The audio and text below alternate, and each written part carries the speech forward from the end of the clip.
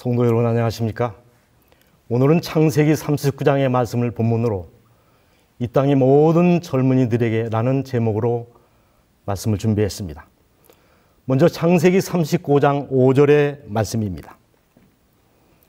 그가 요셉에게 자기 집과 그 모든 소유물을 주관하게 한 때부터 여호와께서 요셉을 위하여 그 애굽 사람의 집에 복을 내리심으로 여호와의 복이 그의 집과 밭에 있는 모든 소유에 미친지라.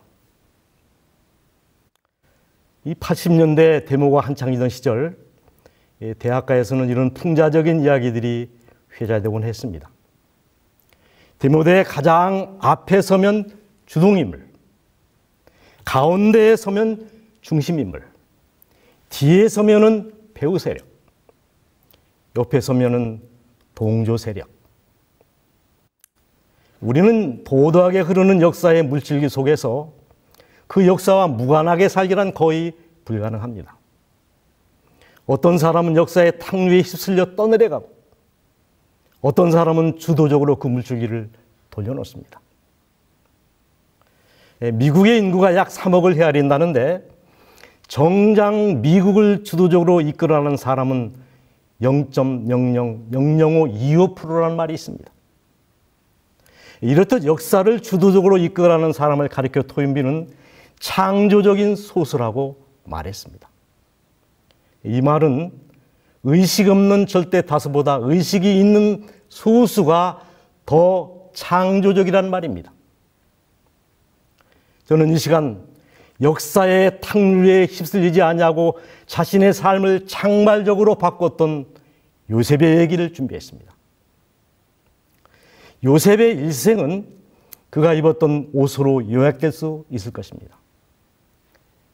태어나서 17살까지 사랑받는 아들로 지낼 때 입었던 채색옷,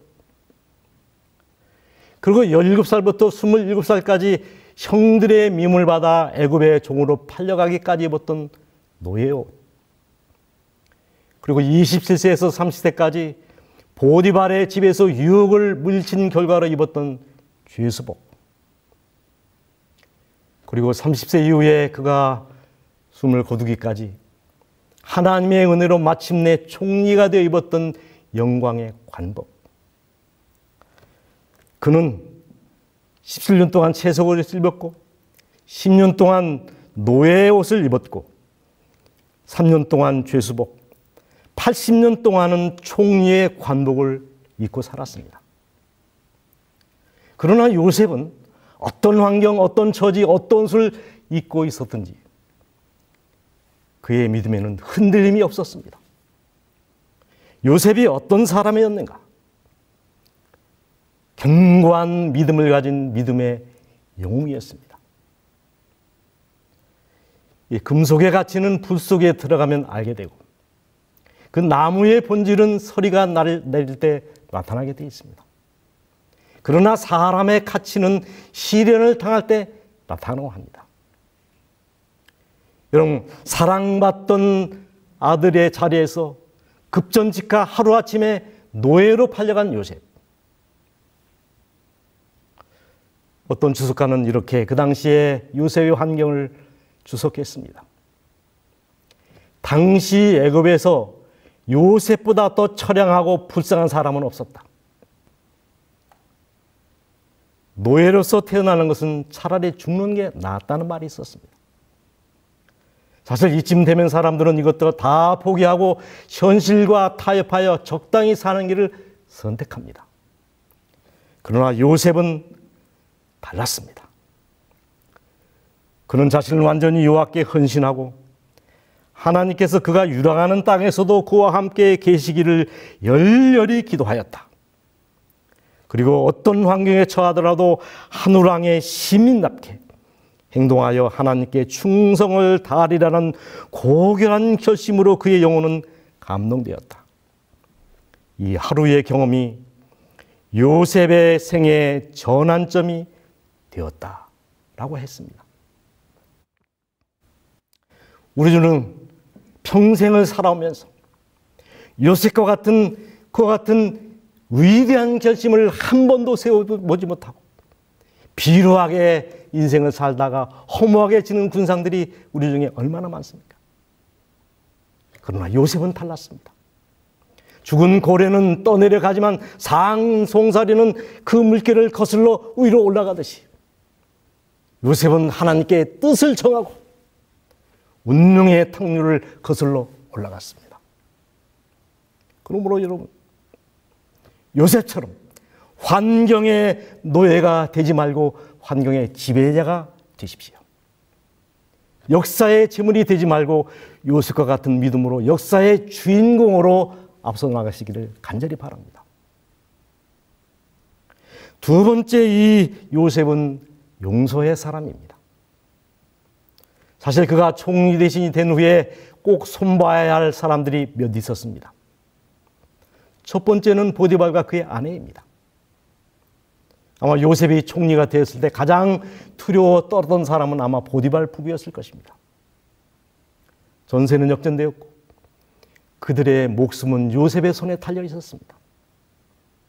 내 죄를 내가 알렸다 라고 다그쳤으며 요셉은 당장 자신의 누명을 벗을 수가 있었고 자신의 순결함이 만천하에 드러날 수 있었지만 요셉은 그런 일에 관심이 없었습니다. 하나님이 결백을 알아주시면 그것으로 충분하다고 생각했습니다. 내가 옳으면 할 말이 없고 내가 틀리면 말할 자격이 없다는 말이 있습니다. 흔히 많은 사람들은 용서를 했다고 말합니다. 하지만 정직하게 말하자면 기회가 주어지지 않아서 보복을 못했을 뿐입니다. 안 한 것이 아니고 못한 것이죠. 선지자는 우리에게 이렇게 말씀하십니다. 결코 보복하지 말라. 한 말도 하지 말라. 또 다른 말씀. 부당하게 유죄 판결을 받고 누명을 벗을 희망도 풀려날 가망성도 없이 국가의 지인으로 바로의 옥에 갇혀 있는 동안 요셉으로 하여금 그처럼 일관된 성실성을 갖도록 한 것은 하나님께 대한 신앙과 충성심이었다라고 말하고 있습니다. 그리고 두 번째, 형들입니다. 죽음의 웅덩이에 동생을 몰아넣고 태연하게 점심을 먹었던 비정한 형님들, 살려달라고 애원하는 요셉을 짐짓 외면했던 매몰차고 무정했던 형님들, 동생을 팔아먹고는 아버지께 시치미를 뗐던 양심불량한 형님들, 어찌 요셉인들 그 형들을 용서하기가 쉬웠겠습니까? 그러나 요셉은 자신의 삶을 굴곡지게 했던 슬픈 역사, 손톱에 피를 찍어서 잊을래야 잊을 수 없는 아픈 기억들을 짐짓 잊어버리기로 결심합니다. 그래서 그가 자녀를 낳자마자 그의 이름을, 자녀들의 이름을 므낫세 에브라임이라고 지었습니다. 므낫세, 하나님이 나의 모든 고난을 잊게 하셨다. 에브라임, 하나님이 나를 장성하게 하셨다, 그런 뜻입니다.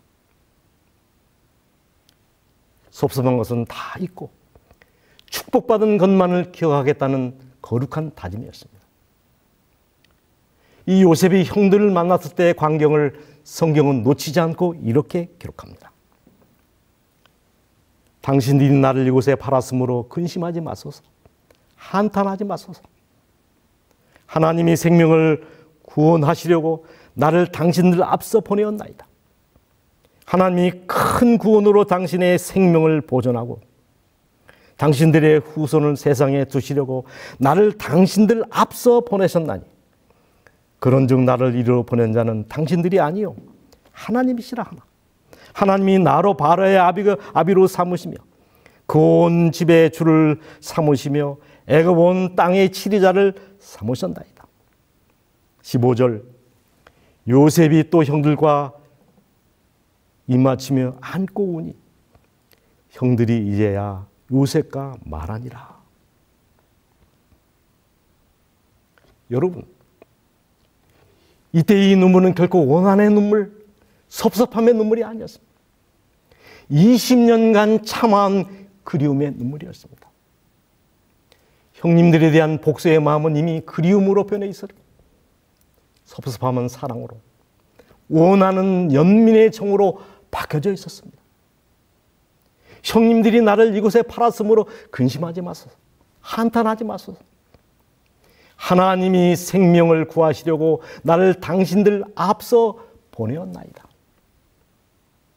여러분, 지금 누가 누구를 위로하고 있습니까?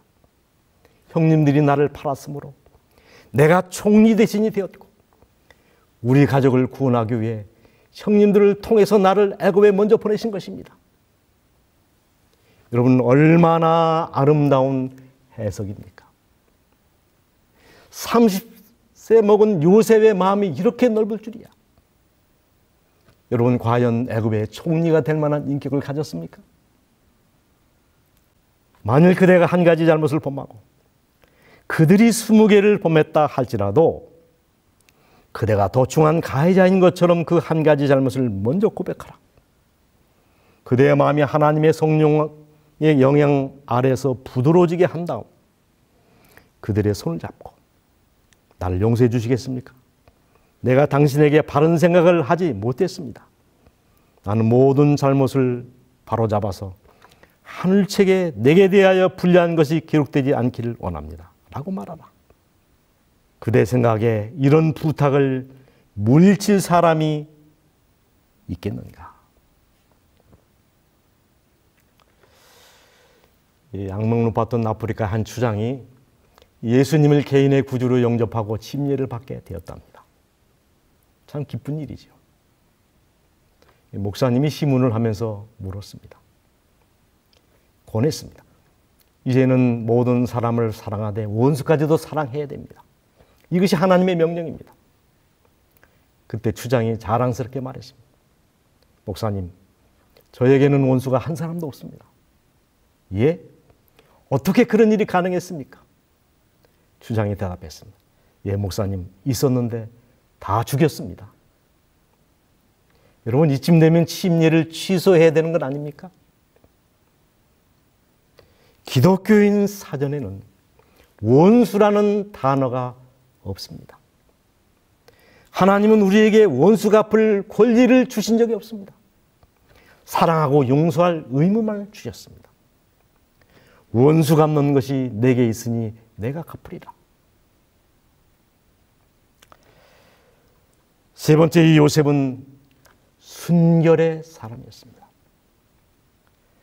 이 성경의 3대 미인하면 하와와 사라와 리브가를 말할 수 있습니다.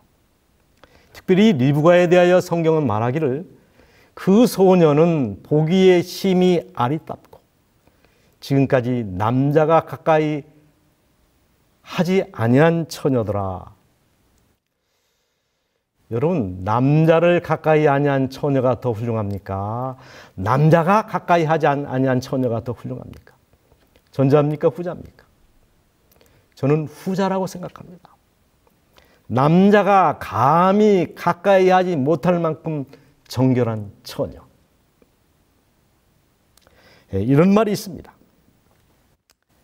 남자로부터 유혹을 받아본 적이 없는 여자는 정절을 논할 자격이 없다. 교목은 바람을 탑니다. 미인은 그 아름다움 때문에 평생 남자들에게 시다림을 받습니다. 아, 못생긴 여자의 행복함이요. 요셉도 그 용모 때문에 혹독한 시험을 받습니다. 이 창세기 39장 6절에 보면은 요셉은 용모가 준수하고 아담하였더라 라고 기록되어 있습니다. 그리고 다른 개혁판에 보면은 용모가 뛰어나고 아름다웠다. 용모가 준수하고 잘생긴 미남이었다. 아주 깨끗하고 잘생긴 사나이였다.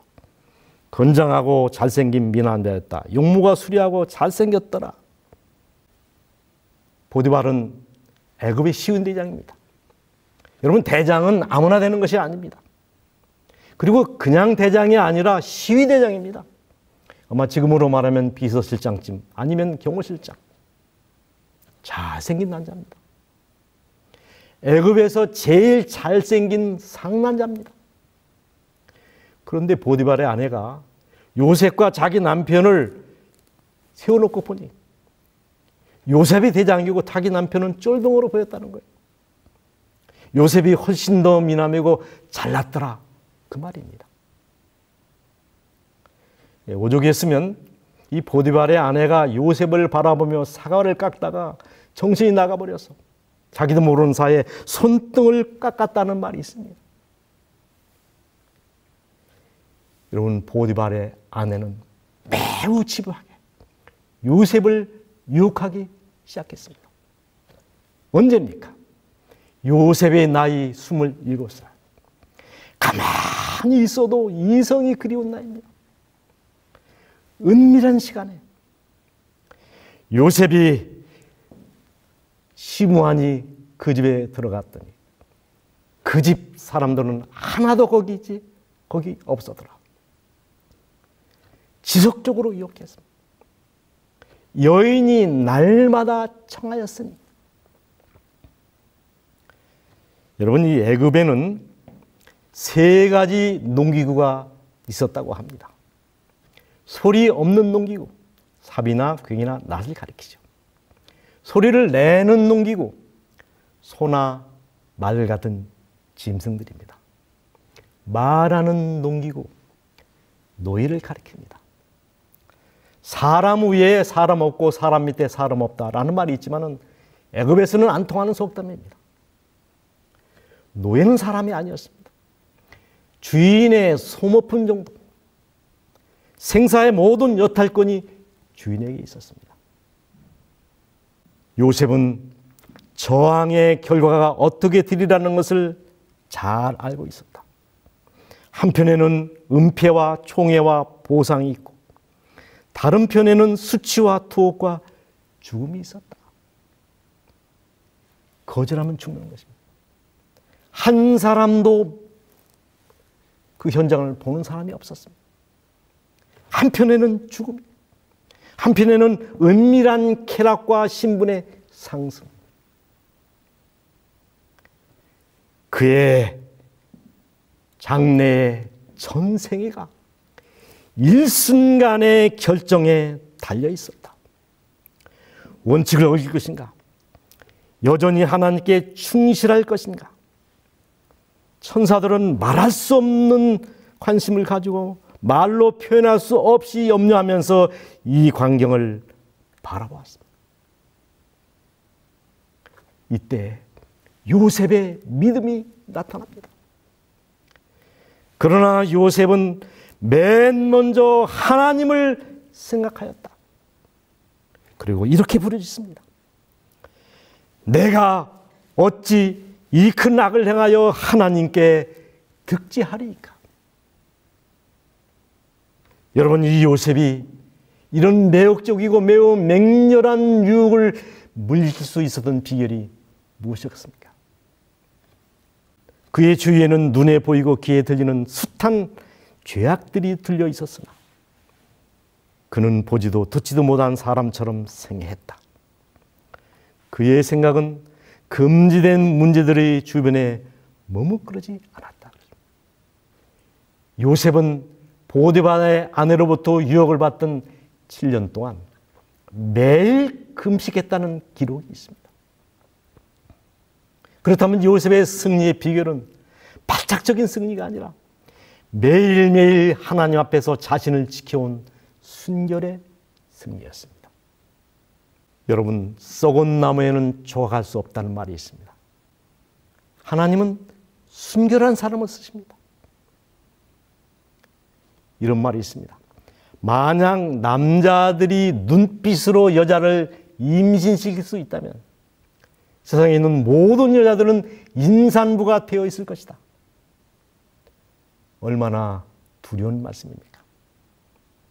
많은 사람들은 그들이 동료들 앞에서도 죄스러워하지 못하는 그 일을 하나님과 거룩한 천사들이 살펴보는 눈앞에서 마음대로 자행한다. 만일 우리가 하나님께서 우리의 행위를 보고 계시고 우리가 하는 말을 들으시며 우리의 언행에 대한 세세한 기록을 보존하고 계시다는 사실과 우리가 그 모든 기록들을 다 보게 될 것이라는 사실을 염두에 두고 있다면 범죄하기를 두려워할 것이다. 청년들로 하여금 저들이 어느 곳에 있든지 무엇을 하든지 항상 하나님 앞에 있다는 사실을 기억하도록 하라. 성이 무너지고 순결이 무너진 세상에 우리가 꼭 기억해야 될 몇 가지 경고가 있습니다. 그 첫 번째는 성은 성이다 하는 말입니다. 여기 첫 번째 성과 두 번째 성은 한자로 다릅니다. 성은 거룩한 것이다 그 말입니다. 성경은 성경이다. 성경의 모든 기록들은 성결을 지키기 위한 지침의 말씀이라는 것입니다. 세 번째, 성이 무너지면 성이 무너진다. 순결이 무너지면 다른 것들이 무너지는 것은 시간 문제라는 것입니다.